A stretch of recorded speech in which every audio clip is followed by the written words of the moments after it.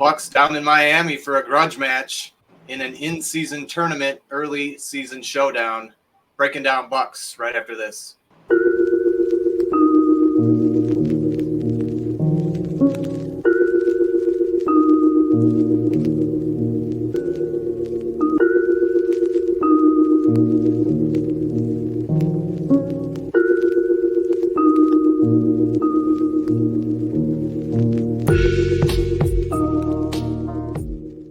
Yes, sir. Breaking down Bucks. Coach has the same starting lineup in tonight. I'll be your point guard. In the backcourt, we got Drew DeJour and Austin Croshier. And I guess that means you're our big man, Dust. Welcome back to the show. A little bit of an undersized backcourt. We might have defensive liabilities a la Brandon Jennings and Monte Ellis. But we'll try to make do. Let's get right turn it over, Coach. Tuesday, November 28th, Bucks down in Miami for an in-season tournament game, Austin. Yes, sir. Yeah, we made it all the way through the pool undefeated. So we're moving on to pool play, which is quarterfinals, I believe, on December 4th. So I think the league set aside December 4th to the 13th for that tournament. So hopefully we can get hot at the right time and move on in that. Yeah, absolutely. Dust, what'd you think about the Miami in-season tournament floor and uniforms? I wasn't a fan of it. There's not too many courts I've been a fan of, to be honest. So I'm more neutral when it comes to jerseys and courts. That's right. You said that last time. No passion regarding the unis and the marketing. Drew, what'd you think about the Heat culture jerseys?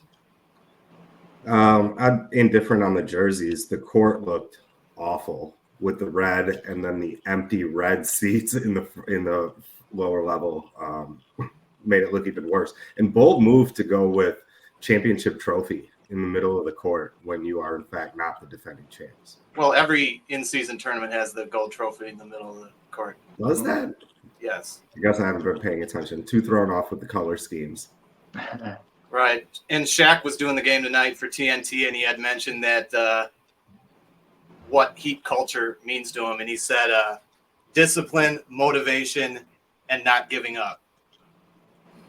My definition of Heat culture, go fuck yourself. So, yeah, Bucks versus Heat.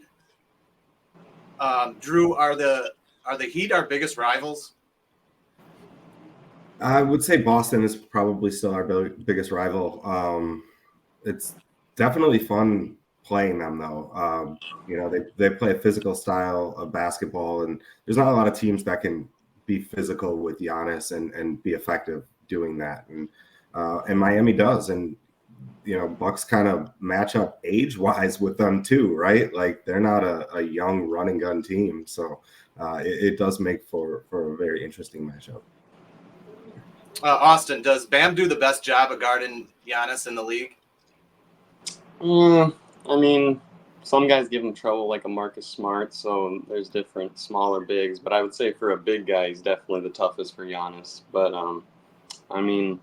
I would say that I also saw tonight, you could see that he almost treats Bam like another superstar. Like, you could tell he just doesn't get that competitive edge. They were high-fiving each other every time they're going at each other. I don't know. I just don't like that. They kept tapping each other on the back and kind of, you could just see, I don't know, Giannis wasn't fully into it against Bam tonight. But yeah, it seems like they got mutual respect for each other, though, and yeah. I respect that. And it looked like both players were playing hard to me. Yeah. So the Heat come in without Jimmy Butler or Tyler Hero, Drew. Yeah, they were shorthanded. I mean, and, the Bucks took advantage of it early. It was nice to see some defense being played by the starting guards. I mean, even Dame was kind of getting in on the action early. But they were definitely missing those guys. Absolutely. And Dust, Middleton got the start for the Bucks tonight. Yeah, it's great seeing Middleton in there. I think we do this every year. Everybody needs to relax on Middleton. As soon as he gets hurt, we just instantly go to trade rumors and we should move him on. But we forget last year he got hurt. But then in the playoffs came around, he averaged 24, 6, and 6 and shot 40% from deep. So, I mean, Chris always delivers when we need him, it feels like. he's not always the most consistent player, but we need to just relax on Chris. He looked great tonight. Yeah, I agree. And Austin, a lot of open seats there in Miami to start the game in the first quarter. Yeah, very interesting. I don't know, maybe just that Miami crowd coming in late, and then I noticed after halftime they didn't get in their seats till like almost like 6 minutes left in the third. It felt like, but I don't know. Just That's Heat Miami. culture. Heat culture. Heat culture. Drew, did you see Caron Butler still on the bench for the Heat? Yeah, Racine legend, Caron Butler, him and Nick Van Axel from the same area. I don't know if they battled in high school or not, but yeah, Caron, good for the Bucks, good for him for staying in the league, and maybe he's got a chain of Wendy's going somewhere.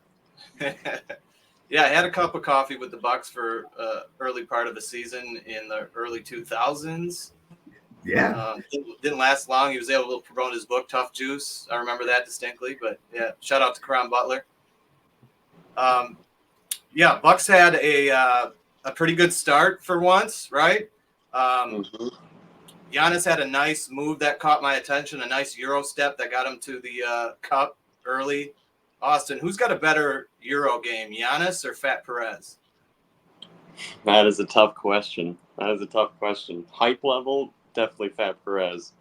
I mean, strides, athleticism, you're going Giannis all day long. They might be both be the king of their own dwelling, meaning Fat Perez has the best Euro step on the golf course and Giannis on the basketball court. I don't know. What do you think? Yeah, so the Bucks looked really motivated early, got off to a 12-2 start, and the Heat called a timeout there, Dust. Yeah, and then after that timeout, they kind of came back a little bit. I think we kind of just lacked defensive energy. We weren't really closing out the best on some of those buckets. They were getting some easy buckets at the hoop. I think they had 14 points in the first quarter in the paint. So we have rim protectors. It's just our on-ball defense has not been it all year long. Yeah, just going off that, Dust, I just wanted to touch on that. We just kept talking about the slow starts at the game, so it was nice to see that we got off to a lead, but then we saw the lazy defense when we gave not really that little sequence where they fought back there, but in that second quarter, I thought we came back to that lazy type defense where, I mean, I felt like we didn't get a stop from the start of the second till almost 4 minutes till the half. So, Drew, have the Bucks become the Portland Trailblazers with Giannis? No. And I don't know that I fully understand the question, but the answer is still no, and absolutely not. What? I think what I'm getting at is, are they relying on their offense and just really letting teams score and trying to outscore teams? No, I don't think that's it at all. I think the new defensive philosophy is very similar to what Miami tried to do to us, and they want to blitz the ball handler out by the half-court line. And sprint back, and it's just not working because they're not getting in position, or the guys that are sprinting back are Brook Lopez and Chris Middleton, and they're not 23 years old, and they can't sprint half court to down to the box and rotate over like they need to. And that's what it is. I mean, the Bucks are extremely talented, and they've got a lot of really individually talented defenders. And I think eventually they'll get back to just playing more individual defense. But right now it's early in the season, and they're trying some different things, and that's what Griff wants to do. And who knows, some of it might work. Dust, who's a worse defender, Dame or Middleton? I think I'm giving an honorable mention to Beasley. Beasley, I see him get burnt so often too. And that we're across the board. We don't have very many good ball defenders at all. You guys are really down on Beasley. He just gets shook so hard. Yeah. Like when he gets shook, it looks so bad. It looks like when the freshmen are out there trying to play against the seniors. It was nice to hear it was nice to hear that he's shooting 45% from three this year. I mean, what do you want? 45% for three. I'm willing to give up some defense. And I thought he looked good on defense when he was matched up on Luka. Yeah. And he takes hard assignments. I will say what he gives us on offense is great, like you're saying. I mean, when we had guys like Wes Matthews and Nwora and George Hill and those kind of guys, they could the opposing teams would have defenders hide on those guys, like their worst defenders. Now they can't do that. Beasley can actually go get a bucket and attack those weak defenders, so they can't hide Duncan Robinson on Wes Matthews or George Hill or whoever. Like, he's got to defend Beasley, and he can get some buckets. So he adds it to that, but defensively, I don't think he's there yet at all. Yeah, so the Bucks finished with the lead after the first quarter, 31-22. It was good to hold the Heat under 25 points in the first quarter, Austin. Yep. So kind of just going off what I said, we played that first quarter. I loved what I saw, but in that second quarter, we got lazy on D, just weren't putting in the effort that I like to see, and lost that lead at half. It was nice to see that we got the dub, but in a game when Jimmy's not there, we needed to kind of extend that lead in the first half and build off that first quarter. Yeah, and back to you, Austin. You were talking about Jaime Jaquez Jr. earlier. Yeah, Jaquez. Saying that right? Yeah, Jaquez. Yeah, he's went to UCLA the last 4 years, so he's been a stud there. Just high post player, kind of turns, pivots, plays that Princeton offense. So he was giving us all the face tonight. He kind of filled in what they were missing with Jimmy a little bit tonight. Dust, it looked like Kevin Love was getting some extended run there in the second quarter.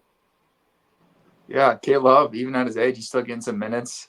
I'm kind of side note here. My younger days, that was my NBA comparison when I was playing in AU days. Kevin Love was my player type. But no, K-Love, he's always able to give some offensive minutes, but defensively we should have been attacking him the whole game. He's not able to defend anybody. Yeah, and then at about the 6-minute mark, Drew, the Heat actually got the lead. Yeah, the bench didn't look good. And they haven't looked good for quite a while. I felt like early they took starters out to try to keep in rotation, but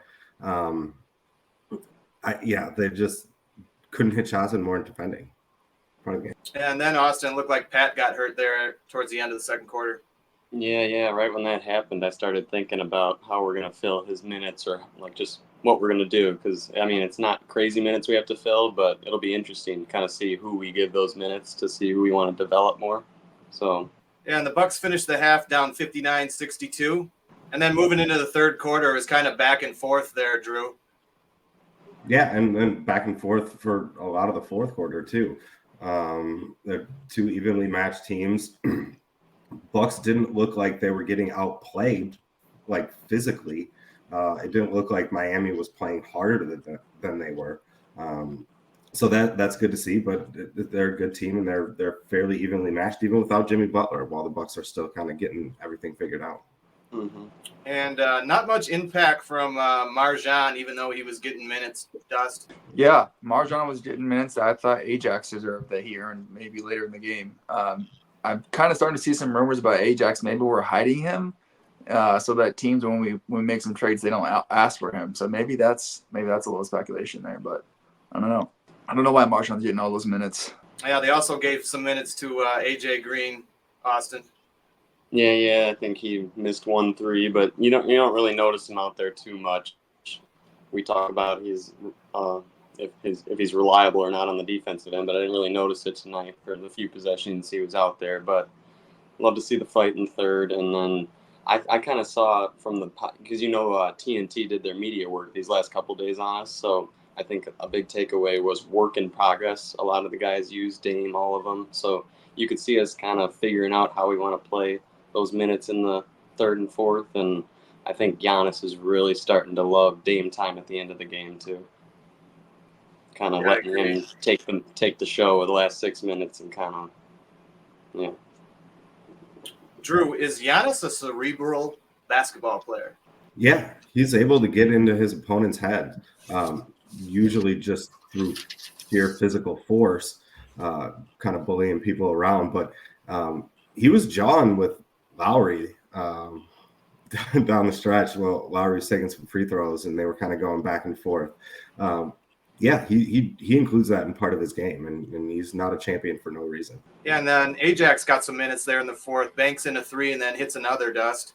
Yeah, that was good to see. Like I said before, I don't know why we took him out there. That was interesting. Maybe, like I said, we're hiding him or something, but I would have liked to see him get some more minutes there in the fourth. Right, looked like he got a rebound right at the end of the third and could have went up with it and kicked it out, and they weren't able to get a shot up. So Yeah, I didn't like that. He should have definitely went up with that. I saw that too. Rookie mistake. Hesitant. That's it. And something that popped out to me, Austin, is Duncan Robinson was able to take Giannis to the rack there midway through the fourth.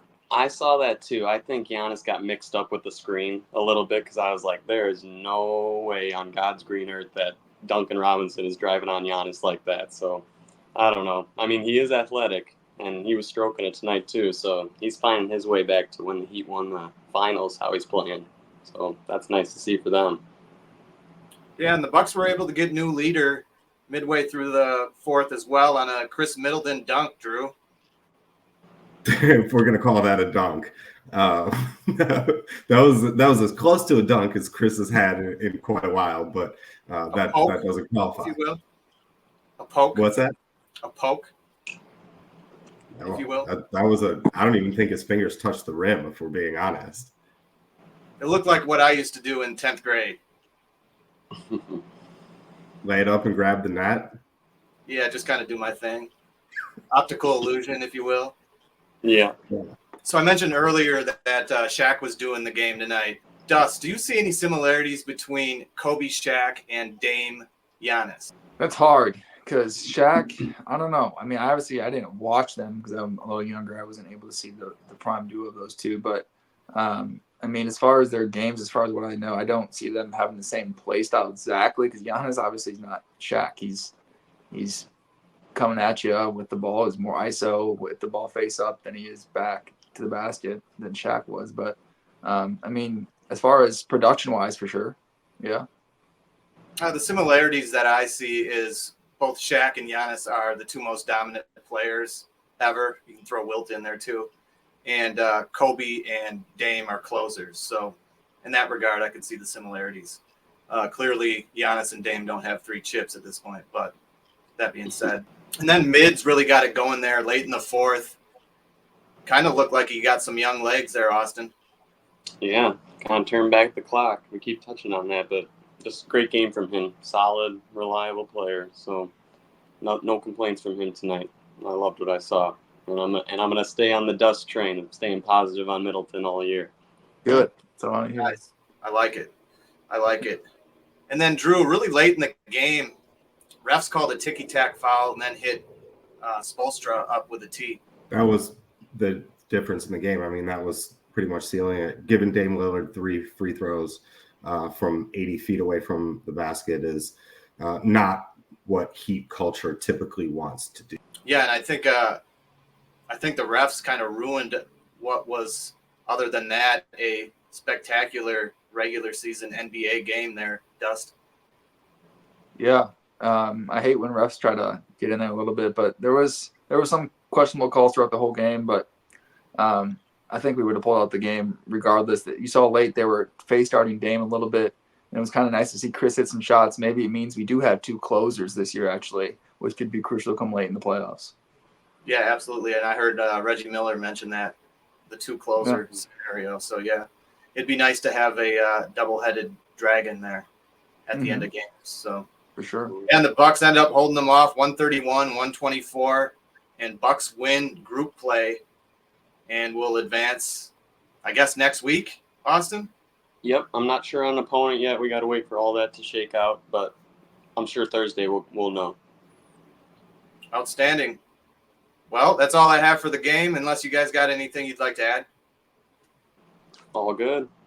All right, let's jump into overtime here. I got some questions I want to throw you guys' way. First and foremost, gentlemen, we have 2 superstars on our team, global superstars, that sell sneakers. Who's got the better sneaker in 2023?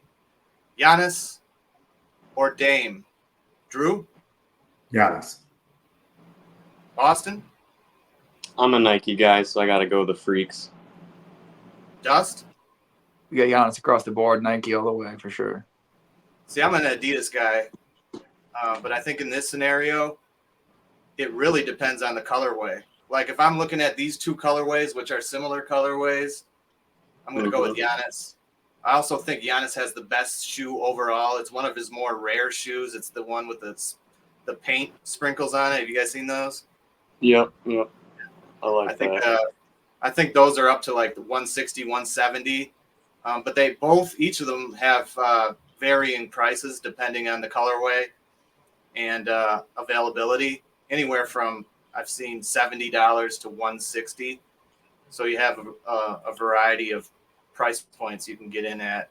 I want to get into some subscriber comments. Bill Bucks fan 98 asked rather, is the big three of Dame, Brooke, Giannis a better fit / connection than the trio of Drew, Chris, and Giannis? Dust? I'm not ready to say it yet.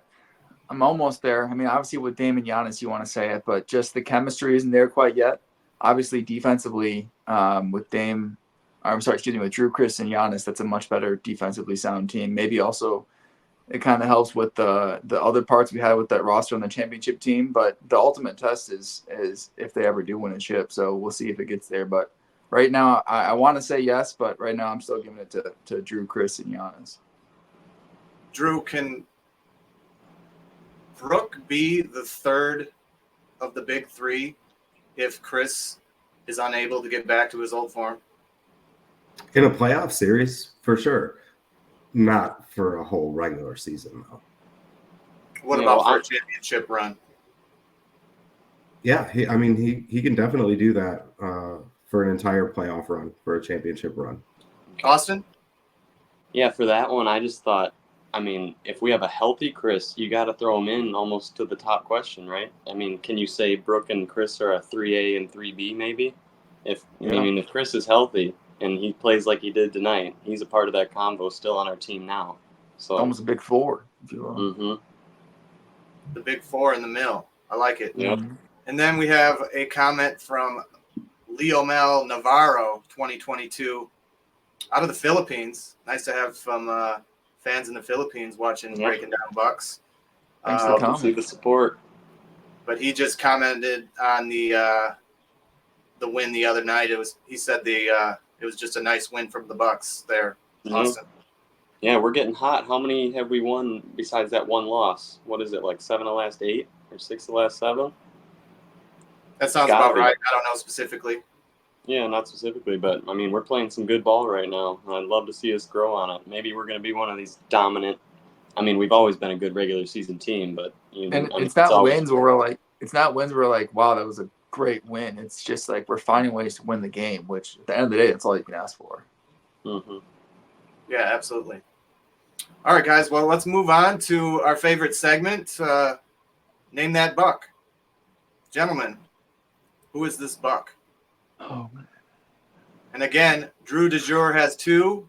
I have stumped the field once, and you guys are shut out. The youngsters are shut out. Who is this buck, I think you're getting gentlemen? me again. We are in Christmas colors, fully tatted up. European, big man. Not John Brockman. It's not the Brock Ness monster. I'm out. I don't know. I'm out as well. I don't have a clue. Slava? Excuse me? Slava? No. Gentlemen, that is Miroslav Radulja. Never would have got it. Never Played for the Bucks in 13-14, 48 games played, 9.7 minutes a game, 3.8 points. Very obscure Milwaukee Buck. He's from Serbia, and he's still hooping. I saw that he had 25 the other night in the EuroLeague. So shout out to Miroslav Radulja. Slava was close, dude. Slava was close. Yeah. Same ballpark. I'll give you that. And gentlemen, this or that, better locker room bench guy in the league, Udonis Haslem or Thanasis Antetokounmpo? Austin? I appreciate that question. I play in the Heat, but I still, when you have Giannis on your team, it's always Thanasis. He's his hype man. You're going to get the best out of Giannis when he's around. So him all day. I see the Haslam aspect for wisdom, but I'm going Thanasis. Dust? Yeah, these are both who's. Like, what do they do for you? Not much. So, you're kind of just picking left or right. I don't know. I don't know if that's kind of a blanket statement for Haslam because early on in his career, he was somebody. He was a contributor to a championship team. Drew, what are your thoughts? I love Thanasis in that role, but Haslam's a legend, man. And he studied under Jawan Howard in the high-fiving classes. So I don't know. I got to give the edge to Udonis. Yeah, I would also give the edge to Udonis as well. More championships. It's because we're old heads. And I think more wisdom. I'll give the edge to Thanasis and just overall energy. And some nights you need that in the regular season, right? So there could be a use for that. Yeah, upcoming schedule for the Bucks, gentlemen. We're going to be at Chicago on Thursday night. And after that, it is a bunch of home games. Looks like we could go on a nice little run here, Dust. Yeah, that'd be good to see. Chicago should be a good win for us. That starting five there is like the worst offensive rating and defensive rating out of any lineup in the league. So, I mean, that should be a game we should win by a lot, hopefully. Yep, and then looking at that schedule, I can just see the break between Atlanta and the next Chicago game. That's when the tournament in Vegas tournament is in between that little window there. I thought the end of the tournament was going to be during Christmas time, and I thought that would be a cool concept. Everybody watch the championship game on Christmas morning. Yeah, I thought that too. They're getting a lot of money already for NBA on Christmas Day, and that's become a huge thing, probably bigger than the NFL on Thanksgiving at this point. So they're not doing this tournament to generate competition or to try. Yeah, they're doing it to make money. Yeah, Andy, I believe last year, I think Christmas fell on a Sunday too. So the NBA got hit last year with all the NFL ratings. So there's no way they're giving up their Christmas Day this year. Yeah, and I think the NBA wants to play as many games as possible. And if they do the championship game right on Christmas Day, they can only play one, right? Mm-hmm. Yeah. All right, gentlemen, that's all I have for tonight. The Bucks are at Chicago on Thursday night. We'll see you guys back here then for another Breaking Down Bucks.